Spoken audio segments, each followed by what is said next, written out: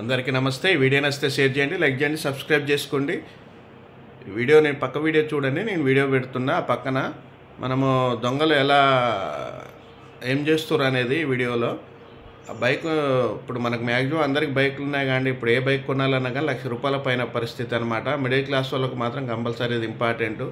మనం బైకులు బయట పెట్టినప్పుడు జాగ్రత్తగా చూడండి, కనిపెట్టుకోండి. చూడండి ఎలా తీస్తుండో సింపుల్గాలు ఇద్దరు వచ్చి ఆ బైక్ని మొత్తం కాళ్ళలో ఇట్ట అన్నారు, చేపట్టుకురు కథం. దాన్ని రాయల్ ఎన్ఫీల్డ్ అంత పెద్ద బైకునే వాడు అంత సింపుల్గా తీసిందంటే మామూలు పరిస్థితి ఏంది చూడండి. సింపుల్గా తీసిరు, వేసుకొని పోతురు. అందుకని మేము చెప్పేది ఏంటంటే అసొంటోళ్ళే మళ్ళీ ఇళ్ళల్లో కూడా పడుతుర్రంట మామూలుగా మనకు.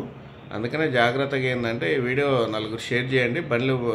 బైక్ ఉన్న వాళ్ళు జాగ్రత్త అండి. ఎందుకంటే పోయిందంటే ₹1,00,000 పెట్టి కొనాలంటే ఇప్పుడు చాలా ఇబ్బంది. ఇప్పుడు ఆ వీడియో చూడండి, మీకు అర్థమవుతూనే ఉంది ఏందనేది. ఇంత సింపుల్గా తీసుకుపోతుర్రు.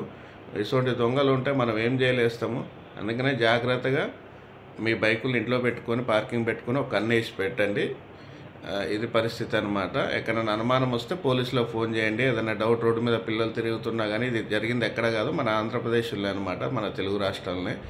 అందుకని ఏదైనా డౌట్ వచ్చినా కానీ కొంచెం 100కు పోలీసులకు డయల్ చేసి ఎమ్మటే చెప్పారు అంటే మీరు సేఫ్ అవుతారు, మన బండ్లు సేఫ్ అవుతాయి, అన్ని సేఫ్ అవుతాయి. జాగ్రత్త. మిడిల్ క్లాస్ వాళ్ళు మెయిన్ ఇంపార్టెంట్, జాగ్రత్త.